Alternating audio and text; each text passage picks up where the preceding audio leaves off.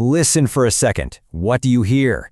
No, not with your ears, but inside your own head. Go on, really listen.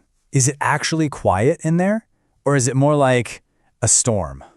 You know, that constant whirlwind of to-do lists, nagging anxieties about deadlines, bits and pieces of songs, and maybe that phantom buzz of your phone you keep checking for? It's no exaggeration to say we're living in the noisiest period of human history. And I don't just mean outside, but inside our minds too. We are just constantly barraged, plugged in, and stimulated. But what if the most powerful tool for navigating all of this is nothing at all?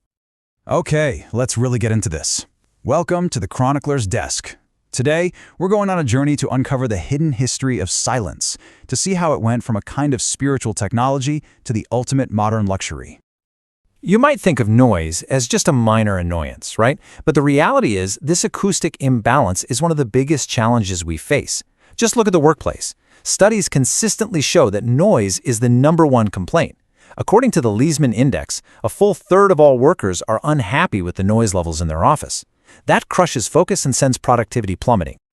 And this is about way more than just getting your work done. The World Health Organization has a specific number for us, 55 decibels. So what does that sound like? Well, think of a busy street or a conversation that's just a little too loud. If you're exposed to noise above that level long-term, it's not just distracting. It can lead to serious health problems, everything from insomnia to heart disease.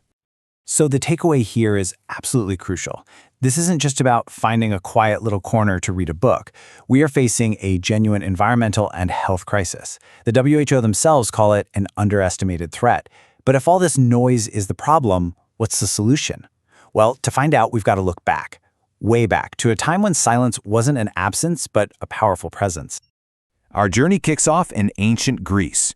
Back then, the most dominant voices were the sophists. These were masters of rhetoric who could persuade an audience of just about anything. They filled the air with noise, with arguments. But one man offered a completely radical alternative. Socrates. This guy didn't give big, grand speeches. He didn't have all the answers. Instead, he had questions. And his most famous line, "I know that I know nothing," wasn't him admitting defeat. Nope, it was his starting point. It was about clearing away all the noise to make room for real, honest inquiry. His method had a name, the elenchus. You can think of it as a relentless cross-examination designed to completely pick apart someone's confident beliefs. He just asked question after question after question until he exposed a contradiction, and the person he was talking to was left in this state of total puzzlement, a state called aporia. See, the goal wasn't to win the argument. The goal was to lead them to a place of profound inner silence where they could finally start to think for themselves. And this is just brilliant, because it shows us the first real function of silence we've managed to rediscover. Socratic silence is an empty space. It's a space you create by demolishing the noise of false knowledge, of false certainty. It's like the quiet just after a controlled demolition of the ego, making room for real wisdom to finally be built. Now, let's see how this idea evolves. We're going to jump forward from the philosophical silence of the Greek agora, about 1,000 years, all the way to the quiet cloisters of medieval monasteries. This is where silence gets transformed from an intellectual tool into a full-blown spiritual technology. The monks in the Eastern Orthodox tradition, they practiced a form of prayer called hesychasm, and the root of that word is hesychia, which literally just means stillness, rest, quiet, silence. For these monks, silence wasn't just about not talking. It was a disciplined daily practice of inner stillness, a direct pathway to communicating with God. And this was not a passive thing at all. It was an active, very structured process. It all started with catharsis, or purification, which was all about clearing the mind of those distracting thoughts. That would lead to theoria, or illumination, a state of really deep contemplation. And the final goal, theosis, a total union with God. So here, silence is like this meticulously crafted vessel designed specifically to hold something sacred. So for centuries, silence was this incredible tool for finding wisdom and a path to the divine. But then everything changed. The Industrial Revolution came crashing in, and with it, our entire relationship with sound was fundamentally altered, forever. Before the 19th century, the sounds of a city, the clip-clop of horses, church bells ringing, merchants shouting, that was all just information. Those sounds told you the time, where you were, the whole rhythm of life. But then industrialization brought the relentless, alien sounds of machines. Noise became intrusive. It was a sign of progress, sure, but also a social marker. The wealthy started trying to escape it. Then, as we roll into the 20th and 21st centuries, you get the open-plan office and the digital revolution, adding new layers of keyboard clatter and endless notifications. Silence went from being the default to being a rare, precious commodity.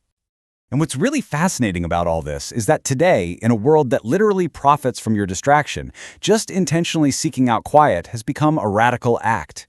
And that's exactly what we're trying to build here at the Chronicler's Desk, a quiet space for focus and thought. If you value that, a simple click on the subscribe button really helps us cut through all the noise. And hey, ring the bell, and we'll break the noise with new insights for you every single week.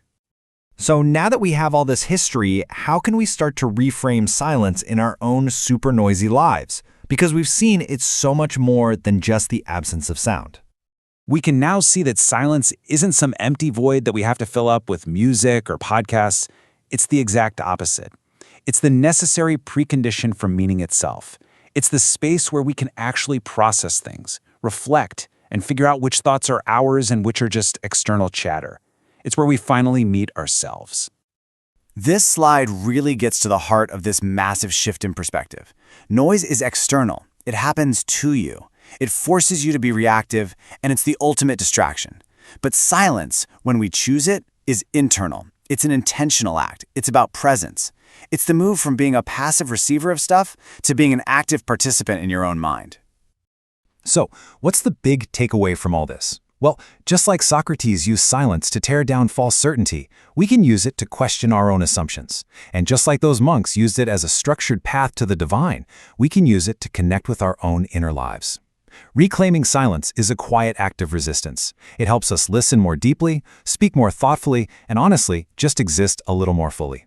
So ultimately, this whole journey through the history of silence leaves us with a question for our time right now. In a world that never, ever stops talking, what will you choose to hear in your silence?